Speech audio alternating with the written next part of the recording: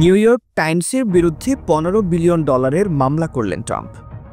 মার্কিন সাবেক president Donald Trump আবারও বড় খবরের শিরোনামে। এবার তিনি মামলা করেছেন যুক্তরাষ্ট্রের অন্যতম শীর্ষস্থানীয় সংবাদপত্র দ্য নিউ ইয়র্ক টাইমসের বিরুদ্ধে। মামলার পরিমাণ অভূতপূর্ব $15 বিলিয়ন।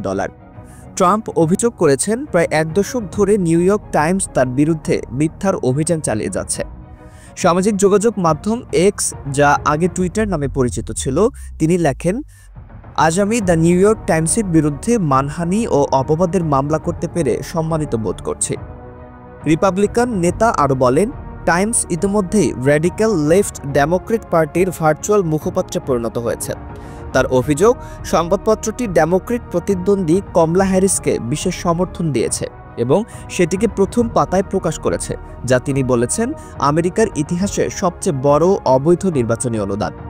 ট্রাম্পের দাবি, টাইমস শুধু তার পরিবার বা ব্যবসাকেই নয়, বরং তার আমেরিকা ফার্স্ট নীতি এবং মেক আমেরিকা গ্রেট অ্যাগেইন মাগা আন্দোলন সহ গোটা জাতির বিরুদ্ধেই মিথ্যা প্রচারণা চালিয়েছে। তিনি আরও অভিযোগ করেন, এবিসি, সিবিএস এর মতো অন্যান্য লিবারেল গণমাধ্যমও একইভাবে তাকে আক্রমণ করে আসছে। তার ভাষায়, এগুলো একেবারেই অগ্রহণযোগ্য ও বেআইনি। ট্রাম্প মনে করেন নিউ ইয়র্ক টাইমস তাকে দীর্ঘদিন ধরে মিথ্যা ও মানহানিকরভাবে আক্রমণ করছে, আর সেই অপব্যবহারের আজ ইতি টানতে চান তিনি। মামলাটি দায়ের করা হয়েছে যুক্তরাষ্ট্রের ফ্লোরিডা অঙ্গরাজ্যে। শেষে ট্রাম্প তার স্বভাবসুলভ ভঙ্গিতে লেখেন, মেক আমেরিকা গ্রেট অ্যাগেইন।